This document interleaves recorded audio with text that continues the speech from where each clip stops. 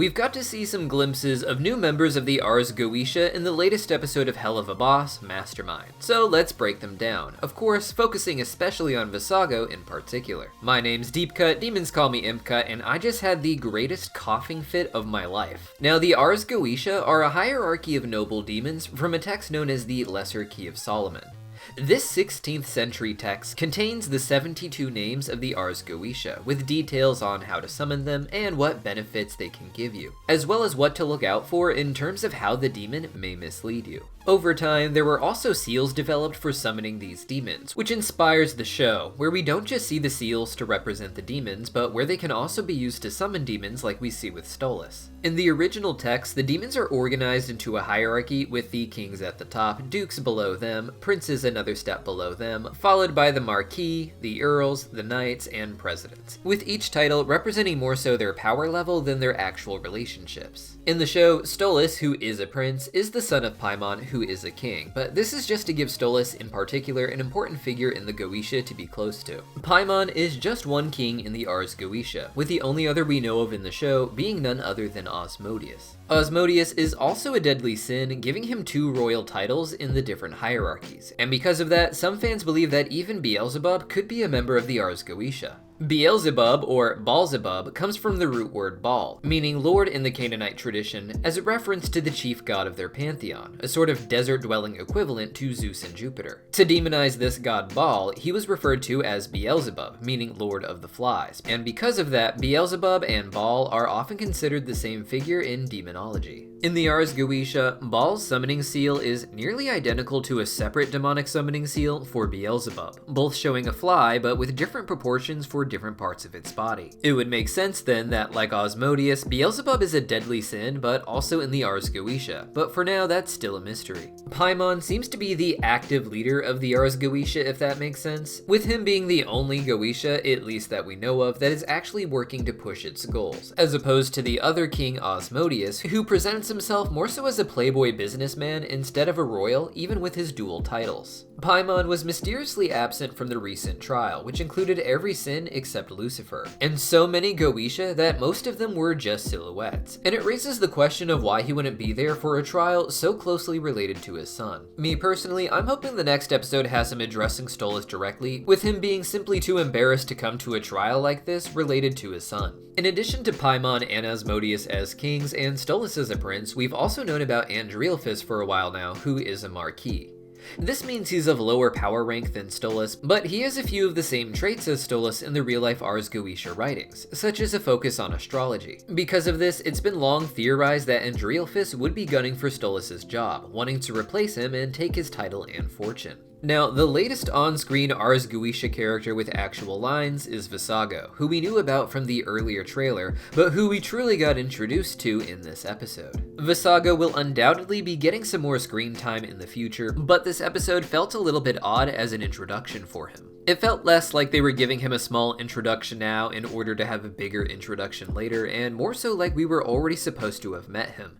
And I was curious if newer fans might be confused, like they might not be remembering him from some earlier episode that they just can't recall. Vassago will hopefully get more elaboration in the very next episode, where Stolas could reach out to him and talk about his banishment from the Goetia. In Mastermind, Vassago didn't really get to interact with Stolas directly, but he was very vocally trying to support him, insisting that Stolas should be there to weigh in on these crimes that are related to him. This was so that Stolas could clear his name and perhaps that of Blitz, or at the very least stop the situation from going in a direction that Stolas didn't want. Because he was raised as a prince in the Ars Goetia, Stolas didn't seem to have any regular friends or proper socialization. But Vassago, also a prince, is someone Stolas could see at least here and there as part of their Goetia duties and gatherings. Vassago's powers in the real-life Ars Goetia include the ability to see past and future events, and this might be helpful with Stolas' duty, which is to decode the prophecies in the stars surrounding the Earth, literally trying to understand the prophecies of the future of the conflicts involving the planet Earth. So it makes sense that at some point the two would interact and cross-reference their notes on what they see with their different forms of prophecy. Vassago and Stolas are unique from the other Ars Goetia members because they also both appeared in Has-Been Hotel in some form. In an early preview from the Has-Been Hotel pilot, Vaggie discusses the history of Alistair and his relationship with the many other overlords who have power in the Pride Ring.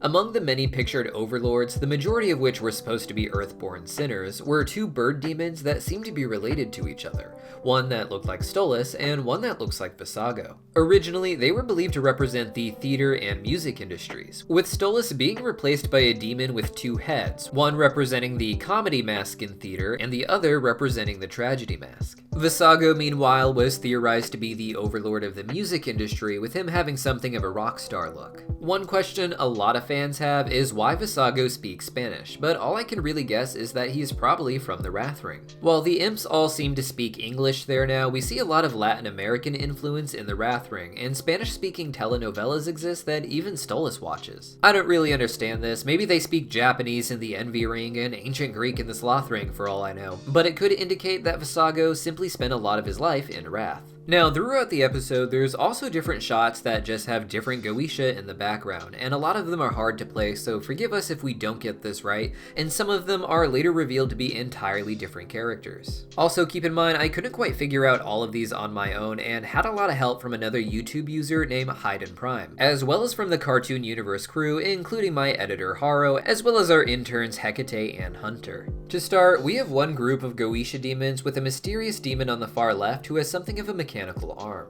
Hayden Prime believes this first demon to be Marbas, a president in the Ars Goetia who is known for teaching the mechanical arts to the humans who summon him. Though this was mechanics as defined in the 16th century writings, a time where mechanics didn't refer to electric machines but more so contraptions, something that relies on moving pieces and manual use. By the modern age, this demon could have embraced robotic machinery, especially in an age of hell where lovebots are just running around wild. I feel like his outfit reflects the idea that he is a lower level entity like a president, with no crown like some of the Goetia are seen elsewhere. But he does have a regal looking cravat or whatever around his neck. Next to him is supposedly Shax, with people saying this mostly because it appears to be a stork. Shax is a marquis like Andrealphus, and is noted as being more deceiving and misleading than a lot of the other demons, and that one should avoid summoning him unless absolutely needed. This next demon is very dark and looks like he's made of purple fire, with Hayden Prime suggesting that he is King Zagan. Though that Goetia is described as a bull-headed griffin, and I find this fiery looking figure rather hard to place. Right in the middle of this same shot is believed to be Furfur, who is one of the few if only demons in the Ars Goetia who have antlers, being presented in some art as a winged hart, which I am today learning is a red deer. We see this in his design with the deer head and antlers, with wings growing right out of his head, which I think looks pretty cool. Next to him is a demon that looks like a penguin to me, but which Hayden Prime suggests is a phoenix, representing the demon Phoenix from the Ars Goetia. This demon is portrayed as a phoenix, seemingly because it hopes to gain access to heaven at some point, with a symbolic death as a demon and rebirth in heaven as an angel. However, he is apparently doomed not to actually return there, and I doubt he's a real angel or anything like that in the show, with Lucifer being the only fallen angel we know of so far. While his body does look like more of a penguin or perhaps some other bird, his fiery head does make him seem like he could be, symbolically at least, a phoenix. Next is another bird demon that Hayden Prime claims is Andrus, which I don't quite understand. But they believe that Andrus is one of the Goetia who inevitably had their designs changed. A lot of Goetia are bird-themed, but mostly storks, ravens, owls, and crows, kind of darkness-themed birds, and with a lot of expanded Goetia in the show having a general bird theme to help match Stolas, it makes sense that some of the Goetia would change into radically different forms. This includes Vassago himself, who is not actually a bird in his real-life Ars Goetia writings. Finally, we have this dark bird-looking demon, which Hayden Prime suggests is Malphus because of the crow resemblance, though others say that this is the Marquis Amon, who is sometimes known to have a raven's head and also to spit fire. In another shot, we get even more new demons, presumably more Goetia considering they are with Andrealphus himself, but they are harder to classify, I would say. Hayden Prime helped me with a few here and there as well, but the Cartoon Universe crew also had a lot of fun helping me dig through the Goetia writings to try and match the names. The one on the left, I believe, is supposed to be the Duke known as Murmur, who has vague descriptions but is sometimes said to ride a vulture. Not much is known about this demon, and instead, a lot of fans think this was an attempt to make a goetic demon that looked like a Skeksis from the Dark Crystal franchise. Next, I want to talk about this horse-looking Goetia, but that's a bit of a problem as there are many Goetia with a horse theme, or at least he's just riding a horse, and even multiple referencing a pale horse. Haiden Prime seems to think that this is Eligos, who is sometimes drawn on a horse, but I want to believe it's a goetic demon known as Amdusius. Amdusius is described as a unicorn, making him a rather unique goetic demon, and while this demon doesn't have a horn in the show, he does have a crown with one pronounced spike that I think makes him look rather unicorn-like. Over here, we have a demon that Haiden Prime believes is Glacia Labola, who is a dog-faced demon with griffin wings. This demon is supposed to be a president, which as the lowest rank in the Goetia might explain why they are basically here wearing their sweats. Over here, we have another demon with antlers and a crown, who I believe to be the Goetia demon Salios, who is said to be a great duke.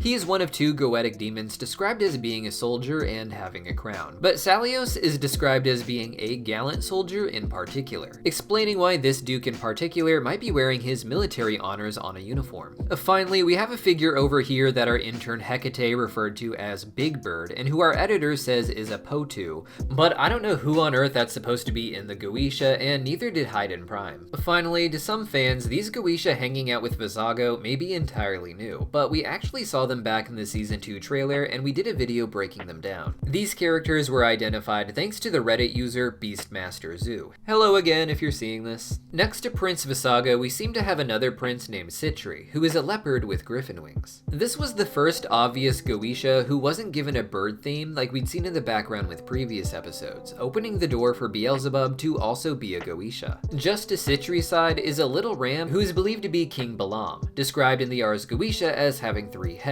with one being that of a ram. At the very left we have a vulture, though different from the other vulture that we believe we've seen, and honestly it's just really hard to tell cartoon animal species apart, but this is believed to be another prince named Epos, one who is supposed to have the power to reveal the future. Then over here we have a bird that's supposed to be a stork, with Beastmaster Zoo linking them to the marquee known as Shax, who can be used to steal the sight, hearing, and understanding of anyone the summoner sicks them on, which is pretty hardcore. Next is this serpent, President Otis, who is said to be a viper and to have 2 horns. Finally, this blackbird is believed by many to be Malphus, but I see a lot of debate on this, and honestly a lot of these are very debatable. So if you have different ideas on who some of these goetic demons might be, let me know your thoughts in the comments down below. This video was mostly used to talk about Vassago and some of the new Goetia, but if you want a deep dive on all the other Goetia who were revealed in the past, I put together a playlist of all the Goetia over time. Check that out with the pop-up on the left, or check out the pop-up on the right to see our video on the Helluverse conspiracy iceberg charts, or use the links in the description down below. See you guys next time.